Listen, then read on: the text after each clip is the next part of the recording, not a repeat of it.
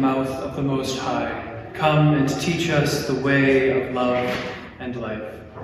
Amen.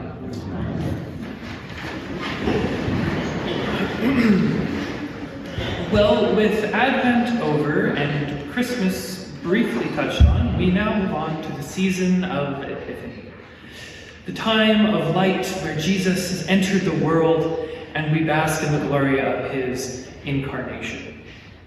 A professor of mine in seminary had a habit of labeling this the season of light.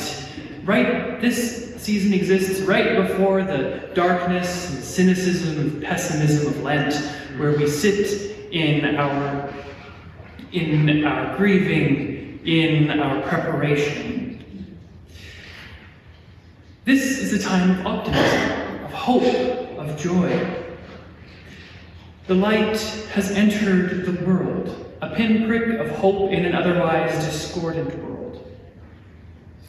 The arrival of the wise men to Herod's court in Jerusalem signals a shift in the world.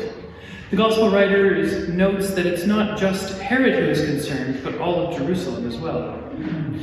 We might guess why Herod might be afraid and worried. He is a vassal of the Roman Empire who is oppressing the Jews, God's chosen people. Further, the language used is of one born king of the Jews. Herod is already king of the Jews, or so he sees himself, and Caesar king of all there is. Jesus' birth is a direct challenge to the authority of Herod, as well as to the empire. Fortunately, Herod does not shoot the messengers, he does not get rid of them immediately, but sends them on their way, though of course he does want to know where they are going so that he can go and pay him his own special homage later. Fortunately, the wise men are warned not to tell him where they are going after. As for why Jerusalem was frightened and afraid, there are several interpretations, none of which I'm going to accept fully. One of which is that Herod, the Jews were afraid of what Herod may do to them with this new king of the Jews if they actually showed up. Perhaps another one is that they were afraid of what this could mean for their way of life, for the status quo. If you've read the Old Testament, you know that when God shows up, it tends to shake things up quite a bit. So perhaps the Jews were a bit afraid of what this shake-up might look like.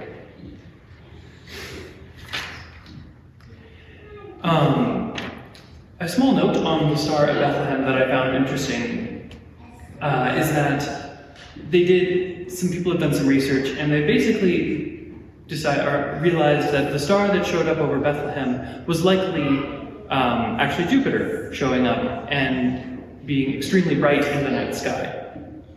Unfortunately, there was a quick little video online where this astrophysicist heard about this and scoffed, saying that, well, it wasn't the star of Bethlehem, it was Jupiter, it was a planet. This story has no credence, therefore, and it's just another useless story from the Bible where everyone gets everything wrong.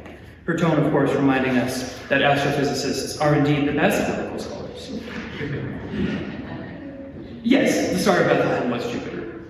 But I don't think that actually takes anything away from the story. I think it actually gives it credence, that we can actually see that this star, that Jupiter, shows up and that it did lead the people where they were going.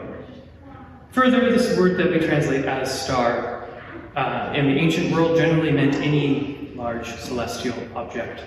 So they weren't actually wrong in calling it a star. They didn't understand the difference between planets and big balls of gas.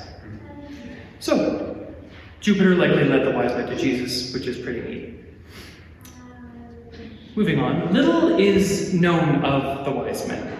They show up for a few verses and then leave. Of particular note, though, is that the wise men are not Israelites. They are not of the people of God. At least not yet. They were from the east, likely Babylon.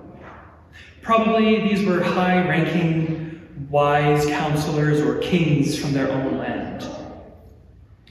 Unfortunately, they understood that the beginning of wisdom is the reverence and awe of the Lord. And so when they hear of this King of the Jews, when they hear of this prophecy, They know that this is something too great to pass up, and so they come to pay him homage. Their gifts are symbolic: gold for kingliness, frankincense for divinity, and the curious case of myrrh, often used as a burial herb, a foreshadow of what is to come.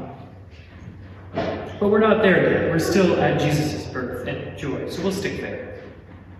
One can imagine this very strange and eclectic scene around Jesus. 3 kingly grand men surrounding a teenage mother, father, and infant child, kneeling in what is not a grand hall that the wise men are probably used to, but a humble abode.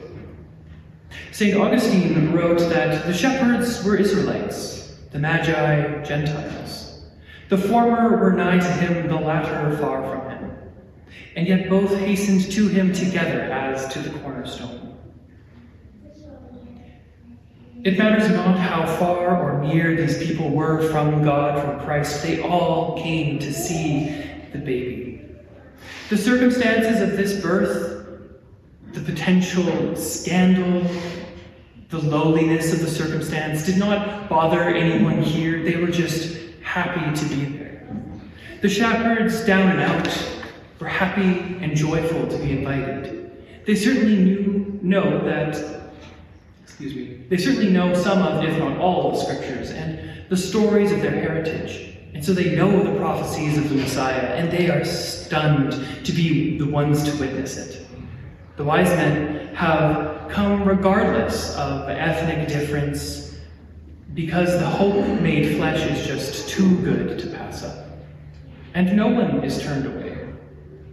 All have come to this king regardless of station. And we talk a lot in the last few years, the last few decades, about how Christ is for the downtrodden and the meek, and this is very, very true. We also like to talk about how the powerful always seem to make the wrong decision.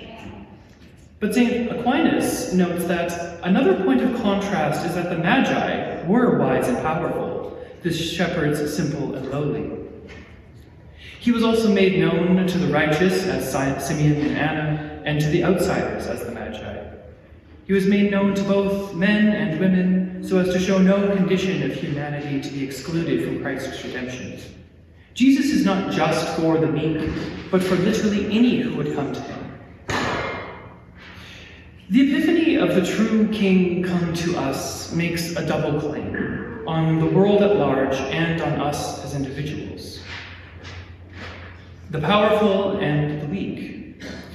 For Herod, in this moment representing the world, he is insecure and nervous, for one with true authority has arrived. And for us, there is a question posed. Who will you serve? For as Bob Dylan sang, you gotta serve somebody. Will we react with fear and reject this king in favor of another, or will we be as the Magi? Kingship is a tricky thing these days. In ancient times, kings were sort of a fact of life, an assumption. But now we don't like the idea of kings. We live in a time where authority in general is not a very popular term, often associated with things like oppression, colonialism, racism. We may vote in our prime ministers and mayors, but the thought of bending our knees to anybody is certainly not something many of us would do voluntarily. We're cynical and distrustful of most who would have authority over us. Growing up in the 90s and 2000s, my classrooms were often covered in various motivational posters, many of which had some variation of, "You are the captain of your own ship," and "Shoot for the moon, even if you miss, you'll land among the stars."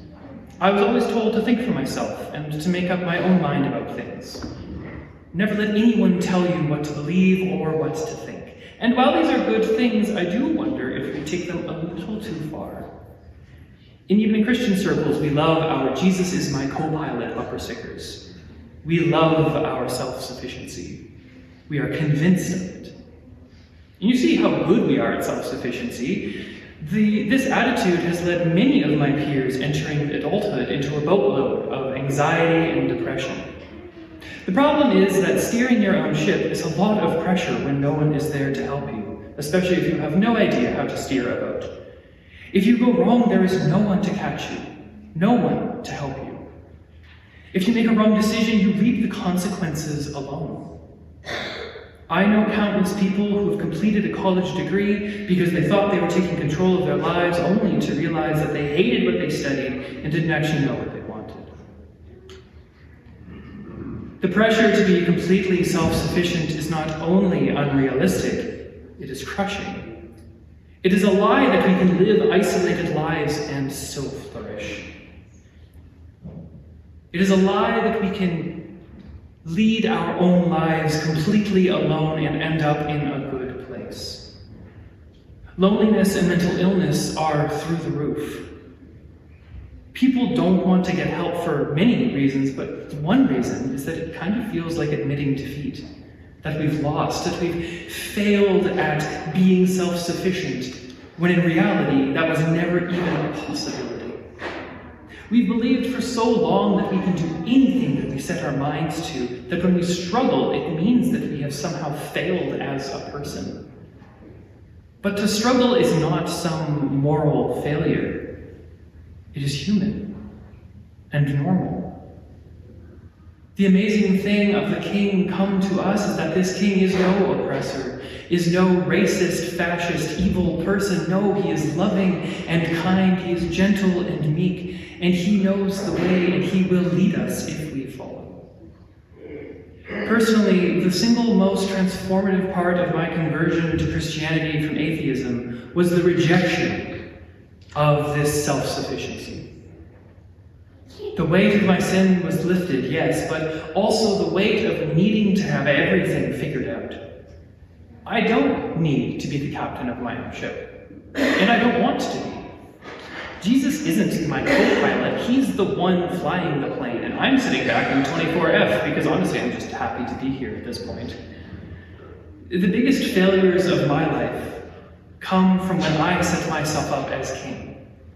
This is an ancient sin, as old as time itself, going all the way back to the assumption that God couldn't possibly know best. So let's eat the fruit. Let us not be like this. Let us not be Herod or the fearful people in Jerusalem. Let us not set ourselves up as insecure kings, desperate to hold on to power, drunk on our own self-sufficiency. No, let us approach the King as the wise ones from the East, with confidence and humility and awe at the true King in all his splendor. Thanks be to God.